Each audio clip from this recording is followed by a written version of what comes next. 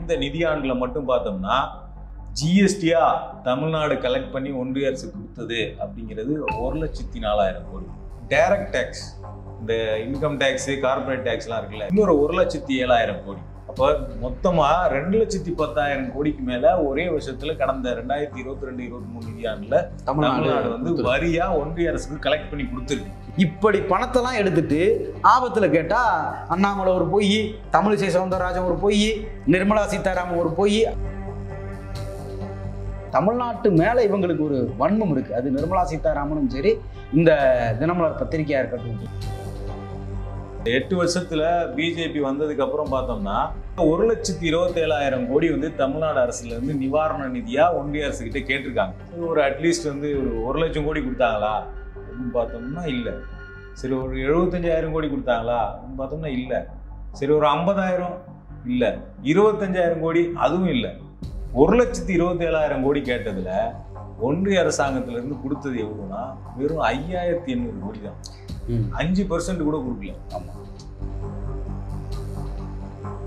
குஜராத்ல ஒரு புயல் வருது 2021. தேசிய பேரிடர் நிவாரண நிதியில இருந்து 1000 கோடி ரூபாயை ரிலீஸ் பண்ணாங்க. அப்போ நீங்க குஜராத்துக்கு ஒண்ணு, உத்தரப்பிரதேசத்துக்கு ஒண்ணு, தமிழ்நாட்டுக்கு ஒன்னாதான் ஒரு பேரிடரையே நீங்க அணுகுறீங்க.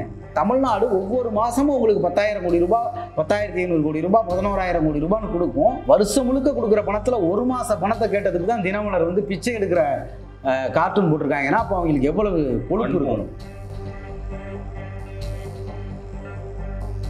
நிதி ஒதுக்குனீங்களா இல்லையான்னு கேட்டா ஒதுக்குனேன்னு சொல்லணும், இல்ல ஒதுக்கலன்னு சொல்லணும். அதை விட்டுட்டு NDRF நாங்க தான் அனுப்பிச்சோம், இது நாங்க தான் அனுப்பிச்சோம். பேரிடர் மீட்பு படை அப்படிங்கிறதே பேரிடர்ல மீட்கிறதுக்கு தான் அதை வச்சிருக்காங்க. ஆமா, அதை கூட அனுப்புறதை நான் ஒரு சாதனையா சொல்லுவீங்கன்னா அது என்ன மீனிங் நமக்கு தெரியல. நமக்கு திமுக மேலேயோ உதயநிதி மேலேயோ விமர்சனம் இருக்கலாம், எது ஒன்றா இருக்கலாம். ஆனா தமிழ்நாடு கேட்கக்கூடிய பணம் ஒன்றிய அரசு கிட்ட கேட்கறது உங்க அப்பா வீட்டு பணமா அப்படிங்கிற அந்த கேள்வி இருக்குல்ல, அந்த கேள்வி ரொம்ப ரொம்ப முக்கியமான கேள்வி. ஒரு தேசிய ஆளுங்கட்சி நீங்க, அதோட மாநில பொறுப்புல இருக்கீங்க, நீங்க தலைவர். நீங்க இப்படியா ஒரு ஃபேக் நியூஸை எடுத்துக்கிட்டு ஒரு ஆதாரம் நினைச்சு பிரஸ்ஸை கூட்டு வச்சு பேசிக்கிட்டு இருப்பீங்க? இது உங்களுக்கு அசிங்கமா இல்ல? உங்களுக்கு தமிழ்நாடே வெள்ளத்துல மூழ்கிக்கிட்டு இருக்கு, ஒன்றிய அரசுல இருந்து போதுமான நிதி கொடுக்கணும் அப்படின்னு கேட்டா அது ஒன்றிய அரசாங்கத்தினுடைய அமைச்சர் நிர்மலா சீதாராமன் அவங்க பேசுற அந்த உடல் மொழி இருக்குல்ல, அது பலருக்கும் வந்து எரிச்சலை கிரியேட் பண்ணிருக்கு. ஏன்னா வந்து ஒரு மாநிலம் பாதிக்கப்பட்டிருக்குன்னு நிவாரணம் கேட்குறாங்க, அதுக்கு வந்து பதில் சொல்லக்கூடிய இடத்துல இருக்கிறது ஒன்றிய அரசாங்கம். ஏன்னா மாநிலத்தினுடைய பணத்தை முழுக்க வாங்கி வரியா வாங்கி வைக்கிறது ஒன்றிய அரசாங்கம் தான். அப்ப அவங்க கிட்ட இருந்து கேட்காம வேற யார்கிட்ட நம்ம கேட்க முடியும் அப்படிங்கிற கேள்வி. இதை கேட்டா அதுக்கு அவங்க கொடுக்கக்கூடிய பதில் இருக்குல்ல, அவங்க வந்து இதை வச்சு ஒரு அரசியல் செய்யற வேலையை வந்து இங்க தொடர்ச்சியா பண்ணிக்கிட்டு இருக்காங்களோ அப்படிங்கிறது நமக்கு தோணுது. இன்னொரு பக்கம் நிர்மலா சீதாராமன் பேசுனதை வச்சு தினமலர் பத்திரிகையில ஒரு கார்ட்டூன் போடுறாங்க. அதுல என்னன்னா, நிர்மலா சீதாராமன் நின்றுட்டு இருக்க மாதிரியும் உதயநிதி வந்து தமிழ்நாட்டினுடைய அமைச்சரா இருந்து அவர்கிட்ட கெஞ்சிட்டு பிச்சை எடுத்து நிக்கிற மாதிரியும் ஒரு கார்ட்டூன் போடுறாங்க. இதுல வந்து நம்ம உதயநிதியா, அது யார், XR ஒய்யா அப்படிங்கிறத தாண்டி தமிழ்நாட்டு சார்பில் அரசு சார்பில் தான் அந்த ரிக்வெஸ்ட் வந்து கேட்கறாங்க. மக்கள் பிரதிநிதி அவர் அமைச்சரா தான் அந்த இடத்துல இருந்து அவர் கேட்கிறாப்புல. அப்ப நம்ம அந்த இடத்த நிக்கிறது வந்து உதயநிதி போட்டோவா நம்ம பார்க்க முடியாது. அந்த இடத்த தமிழ்நாடு அரசாங்கம் கேட்குது. அப்ப தமிழ்நாடு அரசாங்கம் வந்து பிச்சை கேட்டு நிக்கிற மாதிரியான ஒரு இமேஜினேஷனை வந்து தினமலர்ல போடுறாங்க. இப்போ வந்து உண்மையிலேயே தமிழ்நாடு அரசு ஒன்றிய அரசு கிட்ட பிச்சை கேட்டு தான் நிக்குதா? இல்லை, இப்போ தமிழ்நாடு அரசு பிச்சை கேட்டு நிற்கிற மாதிரி அவங்க போடுறாங்க. இதுக்கு முன்னாடி தினமலருடைய பத்திரிகையில் காலை உணவு திட்டத்தையும் இதே மாதிரி கொச்சைப்படுத்த தான் செஞ்சாங்க. தமிழ்நாட்டை தொடர்ச்சியாக கொச்சைப்படுத்துகிற வேலையை அவங்க பார்க்குறாங்க. இதில் வந்து தமிழ்நாடு அரசு எங்களுக்கு நிதி பத்தலை, இது வந்து ஒரு பெரிய பேரிடர், இந்த பேரிடர்ந்து மீட்கிறதுக்கு நிதி வேணும் அப்படின்னு கேட்குது. ஒரு பேரிடரில் ஒரு மாநில அரசாங்கம் ஒவ்வொரு வருஷமும் இந்தியாவிலே அதிகமாக GST கான்ட்ரிபியூஷனும் வரி பங்களிப்பும் செய்யக்கூடிய ஒரு மாநிலம் தன்னுடைய உரிமையை கேட்குது. அதை கேட்குறத கூட வந்து இவங்க வந்து இவ்வளவு கொச்சப்படுத்துறாங்க அப்படின்னா தமிழ்நாட்டு மேலே இவங்களுக்கு ஒரு வன்மம் இருக்குது. அது நிர்மலா சீதாராமனும் சரி, இந்த தினமலர் பத்திரிகையாக இருக்கட்டும். இந்தியாவில் இருக்கிறதுலே அதிகமாக வரி கொடுக்கக்கூடியதுல 4வது மாநிலம் தமிழ்நாடு. அப்படி இருந்தும் அவங்க நமக்கு தர்றாங்களா அப்படின்னா தரல. அதை தான் கேட்குறோம். நிர்மலா சீதாராமனை பொறுத்த வரைக்கும் ஒவ்வொரு முறையும் தமிழ்நாட்டு மக்களை அணுகிறப்ப இப்படி ஆணவத்தோடையும் திமிரோடையும் தான் அணுகுறாங்க. நம்ம ஓகி புயலை போய் பார்த்தோம். ஓகி புயலில் பாதிக்கப்பட்ட மீனவர்கள் கடலுக்குள்ள போன ஆயிரக்கணக்கான மீனவர்கள் என்ன ஆவனாங்கன்னு தெரியாமல் தத்தளிச்சு இந்த காலகட்டத்திலேயே இங்கே வா அப்படின்னு அந்த அம்மா ஒருமையில் பேசி மிரட்டின வீடியோலாம் அப்போவே வைரல் ஆகுச்சு. ஒவ்வொரு முறையும் தமிழ்நாடு பாதிப்புக்குள்ளாகிறப்ப எங்களுடைய மீனவர்களை பாதுகாப்பாக திருப்பி கொடுங்க, எங்களுக்கு மீட்பு பணிக்கு பணம் கொடுங்க அப்படின்னு கேட்கும் போதெல்லாம் ஆணவத்தோடையும் திமுறாவும் தமிழ்நாட்டை அணுகிற ஒரு ஆளாக தான் அவங்க இருக்காங்க. இதில் அவங்க பேசும்போது அவருடைய மொழிநடையை பற்றி கூட அந்த அம்மா பேசுது. அப்பா வீட்டு காசான உதயநிதி கேட்டாரு, அது ஒரு மோசமான பாஷை அப்படின்னு சொல்றாங்க. 2013 நரேந்திர மோடி கொடுத்தோம்னு சொல்றீங்களே, உங்க மாமா விட்டு பணத்தை உங்க மாமா பாக்கெட்ல இருந்து எடுத்தா கொடுத்தீங்கன்னு கேட்டாரு. ஆமா, அவர் வந்து குஜராத் முதல்வராக இருந்தப்ப காங்கிரஸ் அரசாங்கம், ஒன்றிய அரசுல இருந்த காங்கிரஸ் அரசாங்கத்தை பார்த்து காசு கேட்டப்ப உங்க மாமா வீட்டு காசு கேட்கிற, உங்க மாமா பாக்கெட்ல இருந்தா எடுத்து கொடுக்குறீங்கன்னு கேட்டாரு. அப்ப அன்னைக்கு நரேந்திர மோடி கேட்டது என்ன பாஷைன்னு நமக்கு தெரியல. ஒருவேளை அது தேவ பாஷையா கூட நிர்மலா சீதாராமனுக்கு தெரியலாம். இப்ப தமிழ்நாடை பொறுத்த வரைக்கும் இது ஒரு பெரிய பேரிடர்.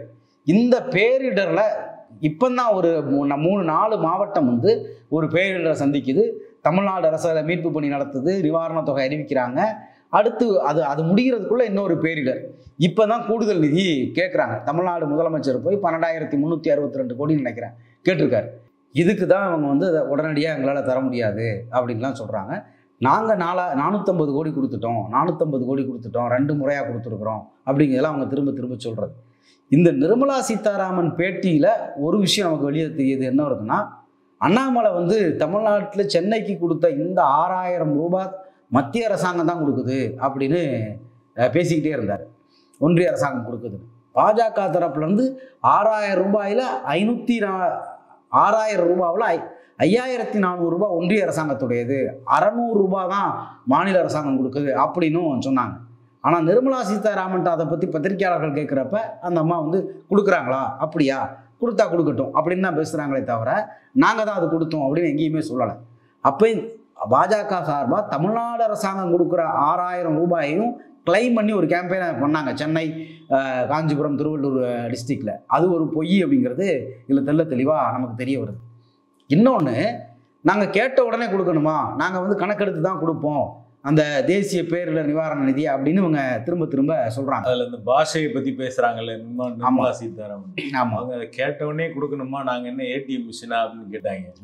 அது என்ன பாஷைன்னு நமக்கு தெரியல. ஆனால் குஜராத்தில் ஒரு புயல் வருது 2021 மே 17ஆம் தேதி புயல் வருது. 19ஆம் தேதி நரேந்திர மோடி போய் பார்வையிடுறாரு. தேசிய பேரிடர் நிவாரண நிதியிலேருந்து 1000 கோடி ரூபாயை ரிலீஸ் பண்ணாங்க. அப்போ ஏடிஎம் மிஷின் வச்சுருந்துருப்பாங்கன்னு நினைக்கிறேன். குஜராத்துக்கு பேரிடர் வந்து அவங்க ஏடிஎம் மிஷின் வச்சுருப்பாங்க. தமிழ்நாட்டுக்கு வந்துருந்துச்சுன்னா அந்த மிஷின் ரிப்பேர் ஆயிரும்னு நினைக்கிறேன். அதை திரும்ப சரி பண்ண வேண்டியது இருக்குது. அப்போ நீங்கள் குஜராத்துக்கு ஒன்று, உத்தரப்பிரதேசத்துக்கு ஒன்று, தமிழ்நாட்டுக்கு ஒன்றா தான் ஒரு பேரிடரையே நீங்கள் அணுகிறீங்க. நாங்கள் தேசிய பேரிடர்னு அறிவிக்கிறது வழக்கம் கிடையாது அப்படி இப்படி நிறைய சொல்கிறீங்க. ஆனால் குஜராத்துக்கு நிதியை கொடுத்துட்டீங்க, எங்களுக்கு நிதியை தரல.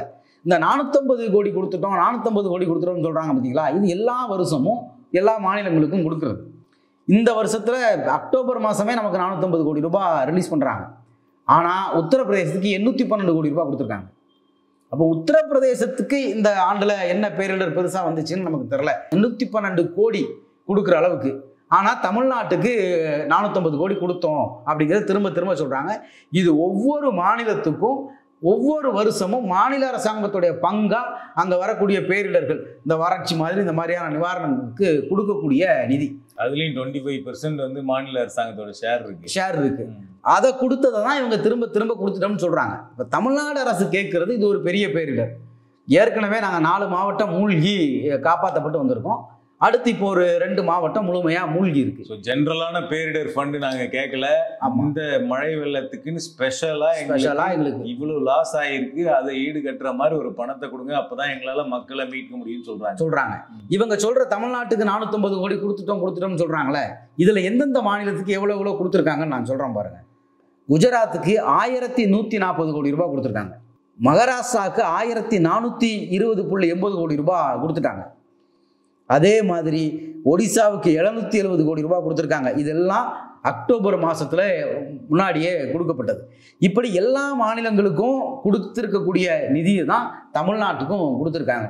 எங்கள் சென்னை பெருநகரில் ஒரு 4 மாவட்டம் ஒரு பேரிடரை சந்தித்த பிறகு, தென் தமிழ்நாட்டில் ஒரு 2 மாவட்டம் முழுமையாக பாதிப்பு ஏற்படுத்தப்பட்ட பிறகு மாநில அரசாங்கத்துக்கு இவங்க கொடுக்க வேண்டிய நிதி அதுலேயும் குஜராத்துக்கு 1140 கோடி ரூபாய் கொடுத்துருக்கக்கூடிய ஒரு நிதியில தான் மாதிரியான ஒரு நிதியை தான் தமிழ்நாட்டுக்கு 450 கோடியா 2 முறை கொடுத்ததை திரும்ப திரும்ப சாதனையாவே இவங்க சொல்லிக்கிட்டு இருக்காங்க. ரெகுலர் ஃபண்டா கொடுத்ததை இந்த மழைக்கு கொடுத்த மாதிரி சொல்லிக்கிட்டு இருக்காங்க. பர்டிகுலரா இந்த மழைக்குன்னு இது வரைக்கும் ₹1 கூட ரிலீஸ் பண்ணல. ஆமா, அதை நாங்க கொடுக்க முடியாதுன்னு சொல்லிட்டாங்க. அவங்க என்ன சொல்லிட்டாங்கன்னா, தேசிய பேரிடர் அந்த ஆய்வுக்குழு வரும், அவங்க ஆய்வு பண்ணி சொன்ன பிறகுதான் நாங்க எவ்வளவு அப்படிங்கிறத அறிவிப்போம் அப்படிங்கிறத அவங்க சொல்றாங்க.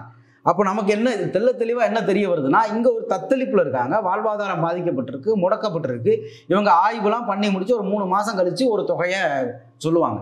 இப்ப அப்படி பார்த்தாலும் இதுவரைக்கும் தமிழ்நாட்டில் நடந்த எல்லா பேரிடர்கள்லையும் அவங்க அதே மாதிரி கொடுத்துருக்காங்களா, கணக்கெல்லாம் எடுத்து பார்த்து தமிழ்நாடு அரசு கேட்ட பணத்தை கொடுத்துருக்காங்களா அப்படின்னு பார்த்தா நம்ம ஹிஸ்டரியில அப்படியும் இல்லை. ஆமா, உண்மையிலே நம்ம ஏன் இவ்வளோ ப்ரெஸ் பண்ண வேண்டியிருக்கு, இந்த 12,000 கோடி கேட்கும்போது ஏன் இவ்வளோ வாதங்கள் ஏற்படுது, இவ்வளோ வார்த்தை போர் ஏற்படுது அப்படிங்கிறதுக்கு காரணம் நம்ம பார்த்தோம்னா, ஏன்னா இப்போ ஒன்றிய அரசாங்கம் அங்கே ஆய்வு பண்ணுறதா சொல்கிறாங்க. திருநெல்வேலியும் சரி, தூத்துக்குடியும் சரி, சென்னையிலேயும் ஆய்வு பண்ணியிருக்கோம், இனிமேல் நாங்கள் ரிலீஸ் பண்ணுறோம் அப்படின்னு சொல்கிறாங்க. சரி, ஆய்வு பண்ணி அவங்க ஒரு பட்ஜெட் அறிவிக்கிற வரைக்கும் வெயிட் பண்ணலாம்ல அப்படின்னு ஜென்ரலாக ஒரு கேள்வி நியாயமாக வரலாம். ஆனால் இதே ஒன்றிய அரசாங்கத்தினுடைய குழு இதுக்கு முன்னாடி கஜா புயல் ஆய்வு பண்ணியிருக்கு, சென்னை பெருவெள்ளம் 2015 வெள்ளத்தில் ஆய்வு பண்ணியிருக்கு, வர்தா புயலில் ஆய்வு பண்ணியிருக்கு, எல்லாத்துலேயும் ஆய்வு பண்ணியிருக்காங்க. ஆய்வு பண்ணதோட சரி, தவிர அமௌண்ட் ரிலீஸ் பண்ணாங்களா அப்படின்னு கேட்டோம்னா வரலாற்றில் நடக்கவே இல்லை. பாஜக வந்ததுலேருந்து இந்த 8 வருஷத்துல பிஜேபி வந்ததுக்கு அப்புறம் பார்த்தோம்னா கிட்டத்தட்ட 1,27,000 கோடி ரூபாய்க்கு தமிழ்நாட்டில இருந்து இங்க பேரிடர்களுக்காக வந்த புயல், வெள்ளம், வறட்சி, இதெல்லாம் சென்னை வெள்ளம், இந்த 8 வருஷத்துல 1,27,000 கோடி தமிழ்நாடு அரசுல இருந்து நிவாரண நிதியா ஒன்றிய அரசு கிட்ட கேட்டிருக்காங்க. ஆனா இப்ப நம்ம சரி 1,27,000 கோடி கேட்டிருக்காங்க, ஒன்றிய அரசாங்கம் கொடுக்கணும் அப்படின்னா சரி இவங்க கேட்குற மொத்த காசையும் கொடுக்க முடியாது.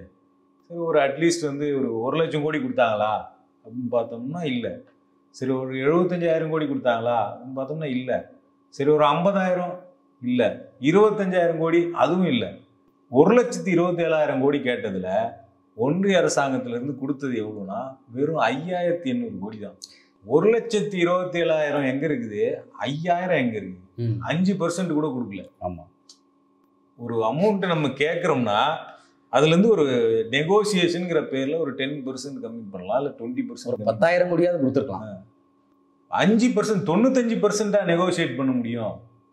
ஒரு நியாயமே இல்லாம நடந்திருக்கு ஒன்றிய அரசாங்கம். அதனாலதான் நம்ம சொல்றோம்னா இந்த குழு இவங்க போய் ஆய்வு பண்றது இதெல்லாம் ஏற்கனவே கடந்த காலத்துல இவங்க பண்ணியிருக்காங்க. ஆனா ரிசல்ட் ஒன்றும் வந்தது கிடையாது. பணமா ஒன்றிய அரசு தன்னுடைய மணிப்பர்ஸை திறந்து தமிழ்நாட்டுக்கு கொடுத்தது கிடையாது. அதான் வரலாறா இருக்கு. அதனாலதான் நம்ம கேட்கிறோம், முதல் கட்டமா ஒரு நிதியை ஒதுக்குங்க, நீ ஆய்வு பண்றதெல்லாம் ஒரு பக்கம் பண்ணு. 12,000 கோடி கேட்கிறோம், முதல் கட்டமா ஒரு நிதியை ஒதுக்குன்னு. குஜராத்துக்கு மட்டும் 1000 கோடி 2வது நாளே கொடுக்குறீங்களே. 17ஆம் தேதி புயல் வந்தா 19ஆம் தேதி கொடுக்குறீங்க. இப்ப நீங்க 5,000 கோடிக்கு தான் அவங்க கொடுத்துருக்காங்க. ஆனா சென்னை வெள்ளத்துல ஒவ்வொரு குடும்பமும் இழந்தது, தமிழ்நாட்டுடைய மொத்த இழப்பு, சென்னை சுற்றி இருக்கக்கூடிய இந்த 3 மாவட்டத்துடைய இழப்பு, பத்திரிகை செய்திகளே 25,000 கோடிக்கு மேல லாஸ் அப்படின்னு சொல்றாங்க. கிட்டத்தட்ட பெரும்பான்மையான வீடுகள் மூழ்கிச்சு. பைக்ல இருந்து எல்லாருடைய டூ வீலர்ல இருந்து, கார்ல இருந்து, உடைமை இழப்புல இருந்து, கடைகள் இழப்பு, இப்படி பல தொழில் இழப்புகள் எல்லாம் சேர்ந்து 25,000 கோடிக்கு மேல இழப்பு அந்த ஒரு வெள்ளத்துல ஏற்பட்டதா ஆவணங்களோட பத்திரிகை செய்திகள் சொல்றது. தமிழ்நாடு அரசாங்கம் கூட அந்த கணக்கீடின் அடிப்படையில் தான் கேட்குது. சென்னை பெருவெள்ளம் 2015 வந்துச்சு, 25,900 கோடி தமிழ்நாட்டுல இருந்து கேட்டது. அவங்க கொடுத்தது வெறும் 1,700 கோடி தான். அடுத்த வருஷம் பார்த்தோம்னா மிகப்பெரிய வறட்சி தமிழ்நாட்டில் விவசாயிகள் தற்கொலையில விவசாயிகள் போராட்டம்லாம் கூட டெல்லியில மிகப்பெரிய அளவு நடந்துச்சு. நம்ம பார்த்தோம், இங்க இருந்து போயிட்டு விவசாயிகள் நிர்வாணமாலாம் போராடினாங்க. கிட்டத்தட்ட 150 பேர் இறந்தாங்க. அந்த வறட்சியை சமாளிக்கிறதுக்கு 39,000 கோடி கேட்டாங்க தமிழ்நாடு அரசுல இருந்து. ஆனா கொடுத்தது வெறும் 1,700 கோடி தான். அடுத்து வர்தா புயல் வந்துச்சு. வர்தா புயல் மிகப்பெரிய அளவுல புரட்டி போட்டுச்சு, 22,000 கோடி லாஸ். அதுக்கு எவ்வளவு கொடுத்தாங்கன்னா வெறும் 266 கோடி. 22,000 266, இதுதான் 2,000 கோடி இவ்வளவுதான் ரேஷியோ அவங்க வச்சிருக்கிறது. ஒக்கி புயல் வந்துச்சு 2017-18க்குள்ள. அதுல 9,300 கோடி கேட்டாங்க. அதுல கொடுத்தது வெறும் 133 கோடி தான். அதுல காணாம போனவங்களே 2000 பேருக்கு மேல. ஸோ 4 டிஜிட் 5 டிஜிட்ல பணத்தை கேட்டா இவங்க 3 டிஜிட்ல தான் கொடுப்பாங்க. அதே மாதிரி கஜா புயல் தஞ்சை டெல்டா மாவட்டங்கள் முழுக்க கடுமையான அடி, கிட்டத்தட்ட 18,000 கோடி கிட்ட லாஸ் ஆச்சு. அந்த இடத்துல வேல்யூ, லாஸோட வேல்யூங்கிறது அது இவங்க கொடுத்தது பார்த்தோம்னா வெறும் 1140 கோடி. நிவார் புயல் வந்துச்சு போன வருஷம், ஒரு 2 வருஷத்துக்கு முன்னாடி. அந்த புயலுக்கு வந்து 3750 கோடி கேட்டாங்க, வெறும் 63 கோடி கொடுத்தாங்க. இதுதான் இவங்க கொடுத்துருக்கக்கூடிய ரேஷியோ. இதை தான் அவங்க மையமாக வச்சு நாங்கள் வந்து கணக்கெடுத்து கொடுப்போம் அப்படின்னு திரும்ப திரும்ப நிர்மலா சீதாராமன் எவ்வளோ கணக்கு எடுத்தாலும் அந்த 100 கோடி 200 கோடி 300 கோடி தான், அதை தாண்டாது. அதை தாண்டி இவங்க கொடுக்க போகிறது இல்லை. இந்த இடத்துல தான் தமிழ்நாட்டிலேருந்து குரல்கள் வந்து நாங்கள் உங்களுக்கு நிறைய கொடுக்குறோம், உங்களுடைய மத்திய அரசாங்கத்துடைய வரி பங்களிப்பில் தமிழ்நாட்டுடைய பங்களிப்பு ரொம்ப அதிகமாக. இதுதான் இந்த கேள்விக்கு நம்ம விவாதிக்கிறது தான் ரொம்ப முக்கியம்னு நினைக்கிறேன். ஆமாம், தமிழ்நாடு வெள்ள நிவாரணத்துக்கு காசு கேட்குது ஒன்றிய அரசாங்கத்துக்கிட்ட. தமிழ்நாடு அரசும் ஒன்றிய அரசாங்கமும் அடிக்கடி மோதிக்குது, எதிர் கட்சிகளா இருக்கு. ஆமாம். ஆனா தமிழ்நாடு அரசு ஒன்றிய அரசாங்கத்துக்கிட்ட காசு கேட்குது இல்ல வெள்ள நிவாரணத்துல. ஆமாம். அது ஏன் கேட்கணும்? அது கேட்கறதுக்கு நமக்கு தார்மீக அடிப்படையில நியாயம் இருக்கா அப்படிங்கிற கேள்வி வந்து நமக்கு எழலாம். ஆமாம். நீ எப்ப பார்த்தாலும் ஒன்றிய அரசு திட்டிகிட்டே இருக்க, ஆனா வெள்ளம்னு வந்தா ஒன்றிய அரசு கிட்ட தானே போய் நிக்கிற அப்படின்னு. அப்ப தமிழ்நாடு ஒன்றிய அரசு கிட்ட காசு ஏன் கேட்குது? இதை விவாதிக்கிறது ரொம்ப முக்கியமானது. அதைத்தான் வந்து பிச்சை கேட்குற மாதிரி வந்து தினமலர் ஏன் கார்ட்டூன் போடுதுன்னா, ஏன் தமிழ்நாடு அரசு ஒன்றிய அரசுகிட்ட காசு கேட்குது ஒவ்வொரு முறையும் அப்படிங்கிறத நாம் வந்து ஒழுங்காக மக்கள்கிட்ட கொண்டு போய் சேர்க்காதனால தான் நீங்கள் ஒன்றிய அரசாங்கத்திட்ட பிச்சை எடுத்து தான் வாழ்கிறீங்க அப்படிங்கிற மாதிரியான ஒரு இமேஜை உருவாக்குற வேலையை இவங்கெல்லாம் பண்ணுறாங்க. இப்போ ஜிஎஸ்டிக்கு பிறகு மாநில அரசுக்கு பெரும்பாலும் வரி விதிக்கிற உரிமை இல்லை, சில பொருட்களை தவிர. அப்போ 2017 ஜிஎஸ்டி கொண்டு வந்ததுக்கு அப்புறம் தமிழ்நாட்டுக்கு ஒவ்வொரு வருஷமும் வந்து 10,000 கோடிக்கு மேல வந்து லாஸ் ஆகுது. நேரடியாக வரி விதிக்கிற உரிமை இல்லை. நேரடி வரி விதிக்கும் உரிமையை மாநில அரசாங்கங்களுக்கு கொடுக்கணும்னு நம்ம பழைய நிதியமைச்சர் வந்து பழனிவேல் தியாகராஜன் இந்த ஆட்சிக்கு வந்ததுலேருந்து அவர் பேசிக்கிட்டே கூட இருந்திருக்கார். இப்படி இருக்கக்கூடிய காலகட்டத்தில் இப்போ மாநில அரசாங்கத்தில் இங்கே நடக்கக்கூடிய எல்லா வகையிலும் வரியை எடுத்துட்டு போகக்கூடியவர்களா ஒன்றிய அரசாங்கம் தான் இருக்குது. பல வரி வந்து நம்ம கொடுக்குறோம். ஒன்று வந்து நம்ம வருமான வரி கட்டுறது, நேரடியா டைரக்ட் டேக்ஸ்ன்னு சொல்லக்கூடிய வருமான வரி. ஆமாம். கார்பரேட் டேக்ஸ் தமிழ்நாட்டில இருந்து கொடுக்கப்படுது. இது இல்லாம ஜிஎஸ்டி, நம்ம வாங்குற ஒவ்வொரு பொருள் மீதும், நம்ம சாப்பிட்ற ஒவ்வொரு விஷயத்தின் மீதும், நம்ம பயன்படுத்துற ஒவ்வொரு மீதும், ஒவ்வொரு பொருளை வாங்கும் போதும் பர்ச்சேஸ் பண்ணும் போதும் நம்ம ஜிஎஸ்டி கட்டுறோம். ஆமாம். இப்போ இதெல்லாம் மொத்தமாக சேர்க்கும் போது இந்த கடந்த வருஷம் 2022-23 இந்த நிதியாண்டில் மட்டும் பார்த்தோம்னா ஜிஎஸ்டியா தமிழ்நாடு கலெக்ட் பண்ணி ஒன்றிய அரசு கொடுத்தது அப்படிங்கிறது 1,04,000 கோடி. டைரக்ட் டேக்ஸ், இந்த இன்கம் டேக்ஸு கார்பரேட் டேக்ஸ்லாம் இருக்குல்ல, இதில் டைரக்ட் டேக்ஸில் தமிழ்நாடு கலெக்ட் பண்ணி ஒன்றிய அரசு கொடுத்தது அப்படிங்கிறது இன்னொரு 1,07,000 கோடி. அப்போ மொத்தமாக 2,10,000 கோடிக்கு மேலே ஒரே வருஷத்தில் கடந்த 2022-23 நிதியாண்டில் தமிழ்நாடு வந்து வரியா ஒன்றிய அரசுக்கு கலெக்ட் பண்ணி கொடுத்துருக்கு. இதெல்லாம் தமிழ்நாடு மக்கள் தமிழ்நாடு லேண்ட்ல இருந்து கலெக்ட் பண்ணி கொடுத்த காசு. இப்போ தமிழ்நாடு கேட்குதுல 12,362 கோடி தான் தமிழ்நாடு கேட்குது. ஆனால் இந்த நவம்பரில் மட்டும் இந்த நவம்பர் மாதம் மட்டும் இந்த புயலுக்கு முன்னாடி தமிழ்நாடு கலெக்ட் பண்ணி கொடுத்த ஜிஎஸ்டி அமௌண்ட்டு 10,255 கோடி. இதே இது 2022 நவம்பர் எடுத்து பார்த்தோம்னா 8,581 கோடி. இந்த 2 மாதம் தான், இந்த போன வருஷத்தில் இந்த போன நவம்பரும் இந்த நவம்பரும் மட்டுமே கிட்டத்தட்ட 18,700 கோடி ரூபாய் வந்து தமிழ்நாடு வந்து கொடுத்துருக்கு. தமிழ்நாடு கொடுக்கறதுல கிட்டத்தட்ட ஒரு மாசம் ஜிஎஸ்டி காசு தான் கேட்டிருக்கு. ஆமாம், ஒரு மாசம் ஜிஎஸ்டி காசு தான் தமிழ்நாடு கேட்குது. அதைத்தான், அதாவது தமிழ்நாடு கொடுத்த பணத்தை, வருஷம் முழுக்க கொடுக்குற பணத்தில் ஒரு மாச பணத்தை கேட்டதுக்கு தான் தினமலர் வந்து பிச்சை எடுக்கிற கார்ட்டூன் போட்டிருக்காங்க. ஏன்னா அப்போ அவங்களுக்கு எவ்வளவு கொழுப்பு இருக்கணும், அவ்வளவு வன்மம் இருக்கணும். அப்போ தமிழ்நாடு ஒவ்வொரு மாதமும் உங்களுக்கு 10,000 கோடி ரூபாய், 10,500 கோடி ரூபாய், 11,000 கோடி ரூபான்னு கொடுக்கும். ஆனால் அதை ஒரு பேரிடரை சந்தித்து கிட்டத்தட்ட 8 மாவட்டங்கள் வந்து பிரச்சனைக்கு இருக்கக்கூடிய காலகட்டத்தில் அதை மீட்கிறதுக்கு கொடுங்க, அதை சரி பண்ணதுக்கு கொடுங்க அப்படின்னு நம்ம கேட்டோம்னா பிச்சை எடுக்கிறீங்கன்னு மீன் போடுவாங்க. அதை வந்து நாங்கள் ஏடிஎம் மிஷினானு நிதியமைச்சர் கேட்பாங்க. அப்படின்னா அது வந்து தமிழ்நாட்டை இவங்க என்னவா அணுகுறாங்க அப்படிங்கிற கொஸ்டினே நமக்கு இதில் வருது. காசை மட்டும் வாங்கி வாங்கி பீரோவில் பூட்டி வச்சுக்குவாங்க. தமிழ்நாட்டுக்கு வந்து காசை வாங்கி குஜராத்துக்கு கொடுத்துருவாங்க, உத்தரப்பிரதேசத்துக்கு கொடுத்துருவாங்க, மத்திய பிரதேசத்துக்கு கொடுத்துருவாங்க, ராஜஸ்தானுக்கு கொடுத்துருவாங்க. தமிழ்நாட்டுக்கு ஒரு பிரச்சனைனா காசை வந்து ஓபன் பண்ண மாட்டாங்க. ஆமா, கேட்டா நாங்க ஏடிஎம் மிஷினான்னு கேட்பாங்க, பிச்சை எடுக்கிறீங்கன்னு போடுவாங்கன்னா, அப்போ தமிழ்நாடு வந்து இவங்களுக்கு வருமானத்தை மட்டும் கொடுக்கக்கூடிய ஒரு மாநிலமாவே இருக்கணும்னு இவங்க நினைக்கிறாங்களா அப்படிங்கிற கொஸ்டினும் நமக்கு வருது.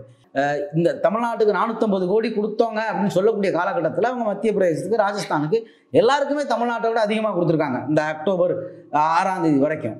ஆனால் தமிழ்நாட்டுக்கு பேரிடரை சந்திச்சாச்சு. எவ்வளவு லட்சம் மக்கள் வெள்ளத்தில் நிற்காங்கன்னு தெரியல. கிட்டத்தட்ட 40,000 ஏக்கர் நிலம் வந்து விவசாய நிலம் முழுக்க பாதிப்புக்குள்ளாக இருக்கு. அன்றாட வந்து வாழ்வாதாரத்தை இழந்த மக்கள் நிற்கிறாங்க. அந்த நிலத்தை சீர்படுத்துறதுக்கே 3 மாதம் ஆகும். ஏன்னா ஆற்று தண்ணி வந்து மண்ணை வந்து வயல்களில் மூடிட்டு போயிருக்கு. அந்த 3 மாதமும் அவங்களுக்கு சாப்பாடு அன்றாட தேவைகள் இருக்குது. இவ்வளவு பிரச்சனைகள் இருக்கக்கூடிய காலகட்டத்தில் அதுக்கு வந்து நிதி கேட்டால் அவங்க வந்து நாங்கள் ஏடிஎம் மிஷினா அப்படின்னு கேட்குறாங்க. இந்த உங்கள் அப்பா வீட்டு பணமா அப்படின்னு கேட்ட அந்த ஸ்டேட்மெண்ட் இருக்குல்ல, அந்த ஸ்டேட்மெண்ட்டை வந்து நம்ம கொஞ்சம் பார்க்க வேண்டியிருக்கு. ஏன்னா ஒன்றிய அரசாங்கத்துக்கு பணம் எங்கேருந்து வருது? ஒன்றிய அரசாங்கத்துக்குன்னு ஒரு பணம் தனியாக கிடையாது. மாநிலத்தினுடைய மக்கள் கொடுக்கக்கூடிய வரி பணம் தான் ஒன்றிய அரசுக்கு போகக்கூடிய பணம் அப்படிங்கிறது.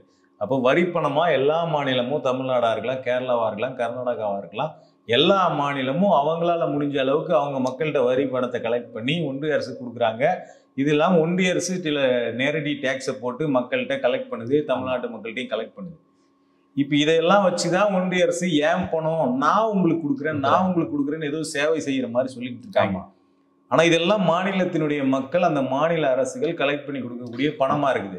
பெரும்பாலும் இந்த 3 வரி தான். நேரடி வரி, யாருக்கூடிய வருமான வரி, சொத்து வரி, ஜிஎஸ்டி, இந்த வரிகள்ல இருந்து தான் அந்த பணம் வருது. இப்போ இதையெல்லாம் வந்து மாநிலங்களுக்கு பிரித்து கொடுக்கணும் அப்படிங்கிறதுக்காக தான் ஃபினான்ஸ் கமிஷன் அப்படின்னு ஒன்று உருவாக்கப்பட்டு இன்னைக்கு வந்து அந்த ஃபினான்ஸ் கமிஷன் வந்து எந்தெந்த மாநிலத்துக்கு எவ்வளோ பணத்தை பிரித்து கொடுக்கணும் அப்படின்னு ரெக்கமெண்டேஷன் கொடுக்கும். ஆமாம், அதுலேயே பார்த்தோம்னா அந்த ஃபினான்ஸ் கமிஷன்லேயே வந்து பார்த்தோம்னா 13, 14, 15ன்னு இந்த 3 ஃபினான்ஸ் கமிஷனா தமிழ்நாட்டுக்கு மிகப்பெரிய அளவில் துரோகம் இழைக்கப்பட்டுக்கிட்டு இருக்கு அப்படிங்கிற குற்றச்சாட்டு வந்துகிட்டு இருக்கு தொடர்ச்சியா.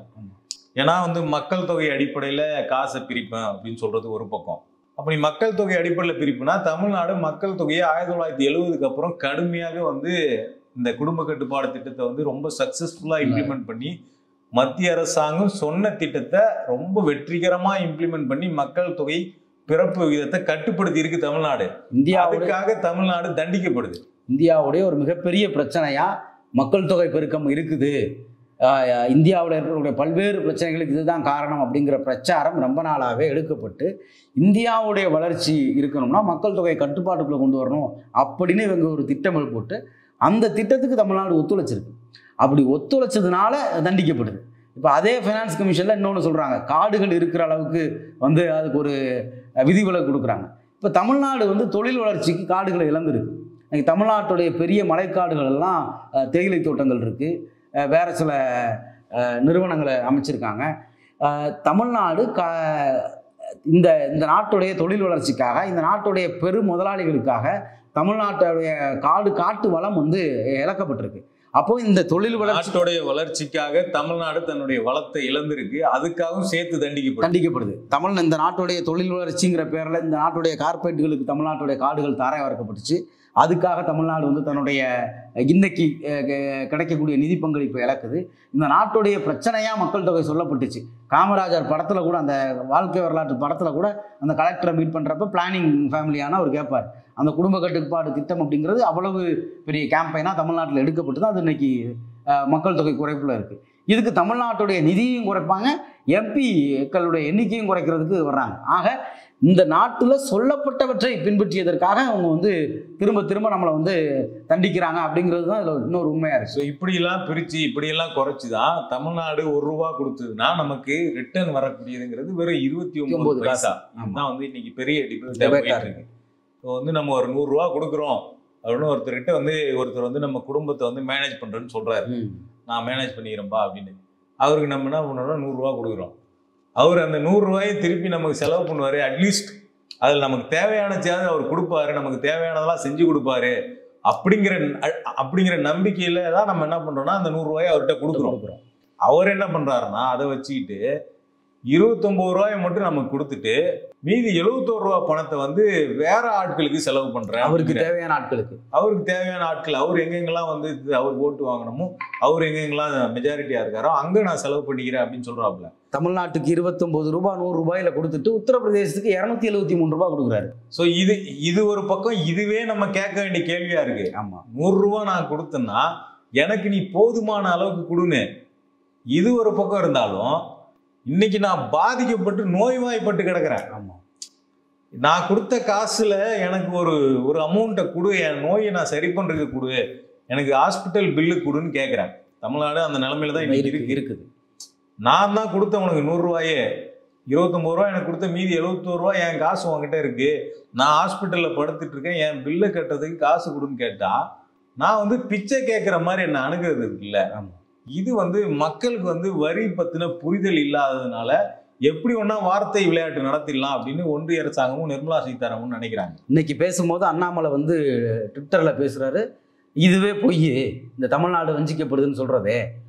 உத்தரப்பிரதேசம் தமிழ்நாட்டை விட தொழில் வளர்ச்சியில் முன்னேறிடுச்சு, 2வது இடத்துக்கு வந்துருச்சு, தமிழ்நாட்டை விட அதிகமாக தொழில் வளர்ச்சி வந்துருச்சு அப்படின்னு ஒரு சாணக்கியாவில் வந்து அந்த ஒரு ஃபேக்கு நம்ம கூட வீடியோ போட்டிருந்தோம். ஆமா, அந்த கம்பெனி இருக்குல்ல, அந்த ஜிடிபி பட்டியல் வெளியிட்ட கம்பெனி வந்து ஒரு டுபாகூர் கம்பெனி.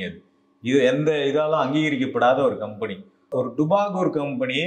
அது வந்து உத்தரப்பிரதேசம் தமிழ்நாடை விட முன்னேறிடுச்சுன்னு சொல்லுது. ஆனா ரிசர்வ் பேங்க், இந்தியாவுடைய அபிஷியல் ரிசர்வ் பேங்க்கு எங்கேயுமே உத்தரப்பிரதேசம் தமிழ்நாடை விட முன்னேறிடுச்சுன்னு சொல்லலை. தமிழ்நாடை விட மிகவும் பின்தங்கிய ஒரு மாநிலமா உத்தரப்பிரதேசம் இருக்கு. ஆனா ஒரு டுபாகூர் கம்பெனி போட்ட ஒரு டேட்டாவை தூக்கிட்டு வந்துட்டு எந்த அங்கீகாரமும் இல்லாம அது எந்த அடிப்படையில் நடத்துச்சுன்னு கூட தெரியல. இன்னொன்னு அந்த யூடர்ன்ல ஒரு வீடியோ போட்டிருந்தாங்க. அவங்க போட்டதை பார்த்தா நமக்கு சிரிப்பு வரும். என்னன்னா இவங்க வந்து பர்சன்டேஜ் போடுறாங்க இல்ல, ஜிடிபியில ஒவ்வொரு மாநிலமும் இந்தியாவில் எத்தனை பர்சன்டேஜ் வந்து வகிக்குது அப்படின்னு. அது மொத்தத்தில் கூட்டினோம்னா 100 தாண்டி போகுது. 108 வந்துச்சு நினைக்கிறேன். ஸோ வந்து அப்படி வந்து உத்தரப்பிரதேசம் அதிகமாக இருக்குது, தமிழ்நாடு கம்மியாக இருக்குதுன்னு காட்டுறது அந்த 108 100க்கு மேலே போச்சு இல்லை, அந்த பர்சன்டேஜ்லாம் யூபி சேர்த்து தான் காட்டியிருக்காங்க. ஆமாம், அதை கணக்கில் வச்சுக்கிட்டு இவர் வந்து ஒரு கட்சியினுடைய ஒரு தேசிய ஆளுங்கட்சியினுடைய ஒரு மாநில தலைவர். கொஞ்சமாச்சும் அவருக்கு வந்து பொறுப்பு இருக்கணும். அவர் நம்ம பேசுறது கரெக்டாக இல்லையான்னு ஒரு முறையாச்சும் ஃபேக்ட் செக் பண்ணணும். ஏன்னா ஒரு தேசிய ஆளுங்கட்சி நீங்கள், அதோடைய மாநில பொறுப்பில் இருக்கீங்க, நீங்கள் தலைவர். நீங்கள் இப்படியா ஒரு ஃபேக் நியூஸை எடுத்துக்கிட்டு ஒரு ஆதாரம் நினச்சி ப்ரெஸ்ஸை கூட்டு வச்சு பேசிக்கிட்டு இருப்பீங்க? இது உங்களுக்கு அசிங்கமா இல்லை? உங்களுக்கு ப்ரெஸ்ஸு, ஒரு தமிழ்நாட்டினுடைய ப்ரெஸ் வந்து நல்ல முக்கியமான ஆட்கள், தமிழ்நாட்டினுடைய பத்திரிகையில் இருக்கவங்க, அவங்களெல்லாம் கூட்டு வச்சுக்கிட்டு நீ ஒரு ஃபேக் நியூஸை வந்து சொல்கிறேன்னா கொஞ்சம் அசிங்கப்படுங்க அண்ணாமலை. நீங்கள் அதுதான் நம்ம சொல்ல வேண்டியது. அதோட சேர்த்து அவர் கூடுதலாக சொல்கிறாரு, தமிழ்நாடு கொடுக்குற 1 ரூபாய்க்கு 2 ரூபாய் திருப்பி கொடுக்குறோம், இந்த வட இந்தியாவுக்கு கொடுக்குறோம்னு சொல்கிறதெல்லாம் உண்மை கிடையாது அப்படின்னு சொல்கிறார். இப்போ அண்ணாமலை வந்து நம்ம பிரச்சாரத்தில் எல்லாம் சொல்கிறாரு, பிரதமர் வீடு கட்டி கொடுத்தார், பிரதமர் வீட்டுக்கு தண்ணி கொண்டு வந்தார், இப்படி பல விஷயங்களை சொல்லிட்டு தமிழ்நாட்டுக்கு 10 லட்சம் கோடி ரூபாய் இது வரைக்கும் அரசாங்கம் கொடுத்துருக்கு அப்படின்னு சொல்கிறாரு. குறிப்பாக அந்த சென்ட்ரலி ஸ்பான்சர் ஸ்கீம், இந்த ஸ்கீம் வழியாக தமிழ்நாடு நிறைய கொடுக்குது, அதுதான் அந்த பிரதம மந்திரி வீட்டு வசதி திட்டம், மோடி வீடுன்னு சொல்கிறாங்களே, இதெல்லாம் சேர்த்த சொல்லி தான் அவர் பேசிக்கிட்டு இருக்காரு. அதாவது வந்து அண்ணாமலை சொல்றதுல முக்கியமாக நம்ம கவனிக்க வேண்டிய விஷயம் வந்து நீங்கள் சொன்ன மாதிரி இந்த சென்ட்ரலி ஸ்பான்சர்டு ஸ்கீம் அதோட பேர். ஆமாம், ஆனா பேர், அந்த ஸ்கீமோட ஒரிஜினல் பேர் என்ன வச்சுக்கிறாங்கன்னா பிரதம மந்திரி வீடு வசதி திட்டம். அதை சிம்பிளா ஊர் பக்கம் எப்படி பரப்பிடுறாங்க, மோடி வீடு அப்படின்னு பரப்பிடுறாங்க. ஆனா அந்த வீட்டை கட்டுறதுக்கு ஒன்றிய அரசு ஒரு ஷேர் போடுது, தமிழ்நாடு அரசும் ஒரு ஷேர் போடுது. இதெல்லாம் நீங்க வந்து இப்ப பேச போறீங்க. ஆமா, அதுல தமிழ்நாடு அரசாங்கத்துடைய ஷேர் தான் அதிகம் அப்படிங்கிறத ஏற்கனவே தமிழ்நாட்டுடைய வீட்டு வசதித்துறை மந்திரி இதை பற்றி பேசியிருக்காரு. ஆர்டிஐயில் ரிப்போர்ட் சொல்லியிருக்கு. பழைய நிதியமைச்சர் வந்து பல இடங்களில் சொல்லியிருக்காரு, இந்த சென்ட்ரலி ஸ்பான்சர் ஸ்கீம்னு சொல்கிறது எல்லாமே முதல்ல 50-50ன்னு ஆரம்பிப்பாங்க, 70-30ன்னு ஆரம்பிப்பாங்க. ஒன்றிய அரசாங்கம் 70%, மாநில அரசாங்கம் 30% கொடுக்கும்னு சொல்லி ஆரம்பிக்கப்படும். அடுத்து வந்து 50-50, 5 ரூபா நீ மாநில அரசாங்கம் கொண்டு வாங்க, 5 ரூபா ஒன்றிய அரசாங்கம் கொடுக்கும் அப்படின்னு சொல்லுவாங்க. கடைசியா மொத்த திட்டத்தை எங்க தலையில எழுதிட்டு பேர் மட்டும் அவங்க பேர்ல இருக்கும் அப்படின்னு அவர் சொல்லியிருக்காரு. அதாவது 50% விட அதிகமா மாநில அரசு கொடுக்கும், 50% விட கம்மியா ஒன்றிய அரசு கொடுக்கும். ஆனா பேரை மட்டும் பிரதமர் வீடு திட்டம்னு வச்சுக்குவாங்க. அதாவது நீ நெல்லை கொண்டு வா, நான் உண்மை கொண்டு வரேன், ஆனா பேர் எனக்கு ஊதி சாப்பிடுவோம், என் வீட்டு சோறுன்னு சொல்லிடுவோம். அதுதான் அந்த திட்டம். இந்த ஜல்ஜீவன் மிஷன்லலாம் தமிழ்நாட்டுக்கு போன வருஷம் அவங்க நீண்ட காலமாக நிதி 1 ரூபா கூட ஒதுக்காமல் இருந்ததெல்லாம் நம்ம ஏற்கனவே வீடியோக்குள்ளே பேசியிருக்கோம். அதுதான் இந்த ஸ்கீம்லாம். ஆக்சுவலாக அந்த ஜல் ஜீவன் வீட்டுக்கெல்லாம் குடிநீர் எடுத்து போய் போற திட்டத்துல இந்தியாவிலேயே சிறப்பா செயல்பட்ட மாநிலம் தமிழ்நாடு தான் அப்படிங்கிறது ரிப்போர்ட்ல வந்திருக்கு. ஆமா. ஆனா அந்த அந்த ரேங்க் இருக்குல்ல, அந்த அவார்டை இவங்க மோடி பேர்ல எழுதிக்கிறாங்க. நாங்க கொடுத்ததுதான் இது அப்படின்னு சொல்லிட்டு. ஆனா அந்த திட்டத்துக்கு பெரும்பான்மையான நிதியும் தமிழ்நாடு தான் போட்டிருக்கு. நாங்க கொடுத்துதான் இந்த திட்டத்தை தமிழ்நாடு சாதிச்சதுன்னா நீங்க எல்லா ஸ்டேட்டுக்கும் கொடுத்தீங்க. எல்லா ஸ்டேட்டும் சாதிக்க வேண்டியது தானே. உத்தரப்பிரதேசம் சாதிச்சிருக்கலாமே. மோடி நேரடியாக ஆட்சியில் இருக்குது. குஜராத்ல பிரதமரே நேரடியாக ஆட்சி செஞ்ச மாநிலம், அதெல்லாம் சாதிக்கலையே.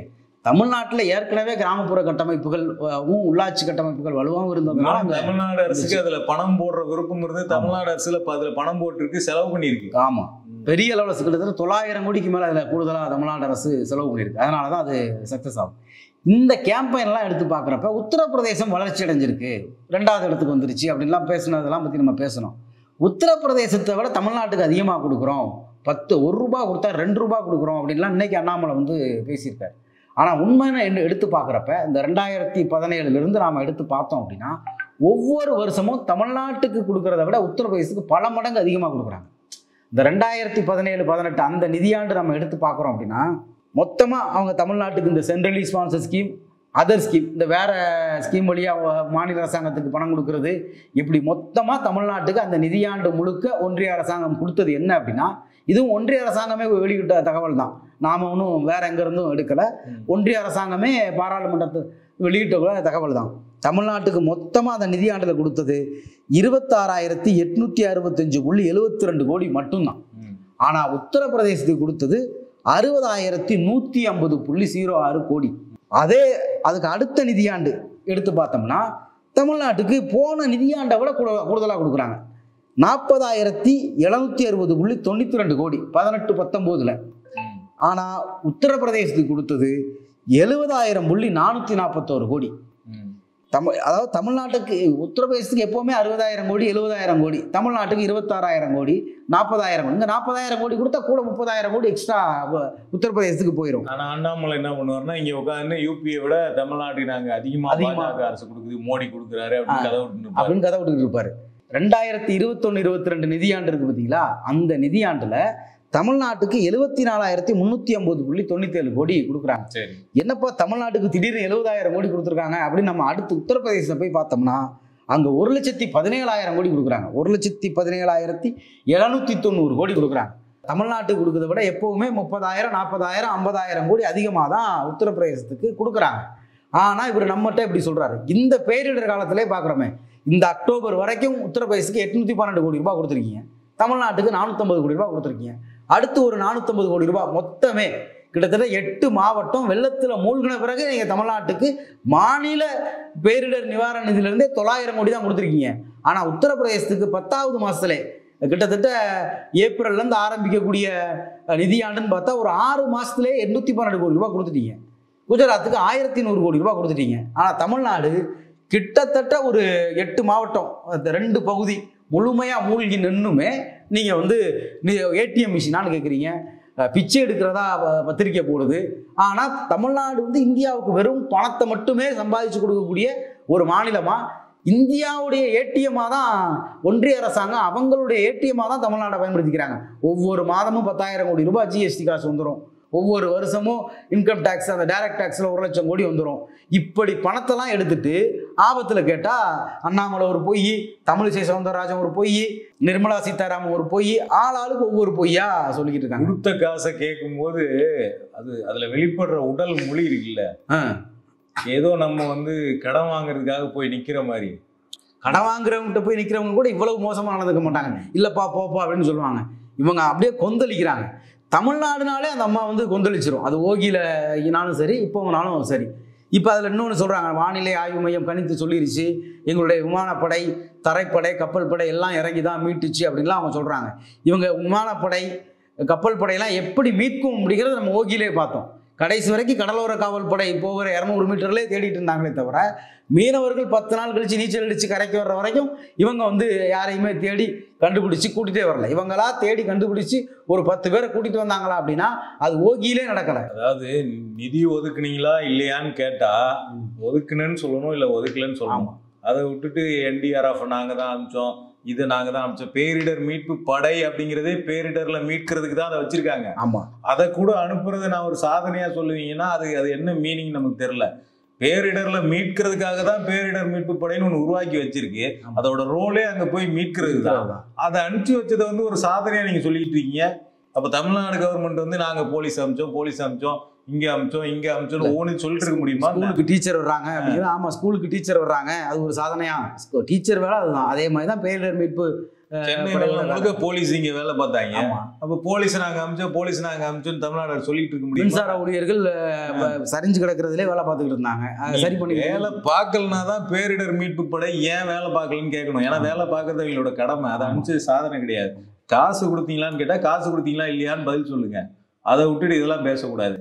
உங்க அப்பா வீட்டு பணமானு உதயநிதி உருவாக்கி இருக்கக்கூடிய இந்த டிபேட் இருக்குல்ல, இதுக்கு முன்னாடி இது பழனிவேல் தியாகராஜன் வேற மொழியில பேசின டிபேட். அது இன்னைக்கு இன்னொரு மொழியில வந்து மக்கள் மயமா மாற்றப்பட்டிருக்கு. நமக்கு திமுக மேலேயோ உதயநிதி மேலேயோ விமர்சனம் இருக்கலாம், எது ஒன்றா இருக்கலாம். ஆனா தமிழ்நாடு கேட்கக்கூடிய பணம் ஒன்றிய அரசு கிட்ட கேட்கறது உங்க அப்பா வீட்டு பணமா அப்படிங்கிற அந்த கேள்வி இருக்குல்ல, அந்த கேள்வி ரொம்ப ரொம்ப முக்கியமான கேள்வி. இது தமிழ்நாட்டில் அதிகம் விவாதிக்கப்படணும், மக்கள் மயமாக்கப்பட வேண்டிய ஒரு கேள்வி.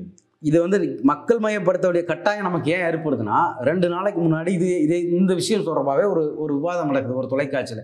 இந்த பாஜக RSS சம்மந்தப்பட்ட ஒருத்தர் சேதுராமன் ஒருத்தர், அவர் ரெகுலராக வந்து பேசுகிறவர், அவர் வந்து சொல்கிறாரு, இது என்ன எங்களுடைய உரிமைன்னு கேட்குறீங்க, உங்களுக்கு வந்து இந்த 1000 ரூபாய் கொடுத்த மாதிரியே இதையும் கொடுப்பாங்கன்னு நினைக்கிறீங்களா அப்படின்னு பேசுகிறாரு. இது உரிமை தானே? முதல்ல இந்த நிதியை கேட்கறது இதை ஒரு பிச்சை நாங்களா பார்த்து உங்களுக்கு கொடுக்கறது அப்படிங்கிறத தினம் ஒரு மொழியில வந்து நிர்மலா சீதாராமன் வெளிப்படுத்துறாங்க, ஒரு மொழியில வந்து தினமலர் வெளிப்படுத்துது, தொலைக்காட்சியில வந்து உட்காந்து இந்த RSS ஆளுங்க ஒரு மொழியில உருவாக்குறாங்க. திருப்பி நம்ம கிட்ட ஒரு தாழ்வு மனப்பான்மை கிரியேட் பண்றது இருக்குல்ல, நம்ம வந்து அவங்க கொடுத்தாதான்பா அவங்க தயவுல தான்பா நம்ம வாழணும் அப்படின்னு சொல்லிட்டு அந்த டிபேட் வந்து உடைக்க வேண்டியிருக்கு. ஆமா, நீ யார் கொடுக்கறதுக்கு? நீ வந்து உன்னோட கருணையில கொடுக்கல, நான் என்னோட உரிமையை கேட்கிறேன், நான் கொடுத்த காசுல என்னோட பங்கு தான் கேட்கிறேன். ஆமா, இது உங்க அப்பா வீட்டு பணமா அப்படிங்கிற அந்த கேள்வி வலுப்படுத்தப்படணும். இது வந்து உங்க அப்பா வீட்டு பணம் இல்லை, இது எங்க அப்பா வீட்டு பணம். நாங்க கொடுத்த GST, நாங்க கொடுத்த இன்கம் டேக்ஸ், நாங்க கொடுத்த வரிகள். நீ வந்து பெட்ரோல் மேலே, தமிழ்நாடு முழுக்க போடுற பெட்ரோல் மேலே வந்து கூடுதலாக செஸ்ஸை போட்டு கிட்டத்தட்ட 20 ரூபாய்க்கு மேலே ஒன்றிய அரசாங்கம் எடுத்துகிட்டு போகுது, மாநிலங்களுக்கு பிரித்து கொடுக்காத நிதியில். அந்த பணத்தை கொடுங்க. ஒரு மாதம் GST கொடுத்தா நாங்கள் மொத்தமாக மீண்டுற போகிறோம். இதை கேட்குறத நீங்கள் உரிமைன்னு சொல்லாதீங்க அப்படின்னு ஒரு RSSகாரர் சொல்கிறாரு. கொடுத்த காசை கேட்குறது உரிமை தானே? அடிப்படையில் இதை கட்சி டிபேட்டா தயவு செஞ்சு யாரும் மாத்திரக்கூடாது. இது உதயநிதி பேசுகிறாருனோ இல்லை வந்து வேற யாரோ பேசினாரோ, XYZ யார் பேசுகிறாங்கிறது முக்கியம் இல்லை. அந்த விஷயம் உங்கள் அப்பா வீட்டு பணமாங்கிற கேள்வி ரொம்ப முக்கியம். இதை கேள்வியை எடப்பாடி பழனிசாமி கேட்டால் எடப்பாடி பழனிசாமியும் நம்ம ஆதரித்து அந்த டிபேட்டை பெருசு பண்ண வேண்டியிருக்கு. உதயநிதி கேட்டால் உதயநிதியும் நம்ம ஆதரிக்க வேண்டியிருக்கு. ஏன்னா இது மாநில உரிமை சம்பந்தமான விஷயம். மாநில உரிமை பேசக்கூடிய எந்த கட்சி, எந்த ஆளுமை, யார் இந்த விஷயத்தை உங்கள் அப்பா வீட்டு பணமான ஒன்றிய அரசை நோக்கி கேட்டாலும் தமிழக மக்கள் அந்த டிபேட்டை ஆதரித்து அதை நோக்கின விவாதத்தை கூர்மைப்படுத்த வேண்டியது. இன்னொன்று, இங்கே இருக்கக்கூடிய எல்லா கட்சிகளும் இந்த வேறுபாடுகளை தாண்டி, இங்கே இருக்கக்கூடிய அரசியல் வேறுபாடுகள்லாம் தாண்டி, இது உங்கள் அப்பா வீட்டு பணமா அப்படிங்கிற இடத்துல இருந்து தமிழ்நாட்டுடைய பணத்தை நீங்கள் இந்த பேரிடரில் திருப்பி கொடுங்க அப்படிங்கிறது இங்கே இருக்கக்கூடிய திமுக, அதிமுக, மற்ற கட்சிகள் அவங்களுக்குள்ளே இருக்கக்கூடிய வேறுபாடுகள் எல்லாத்தையுமே தாண்டி ஒரு மாநில உரிமையாக நீங்கள் வந்து இந்த குரலை வந்து வலுப்படுத்த வேண்டியது கட்டாயமாக இருக்குது.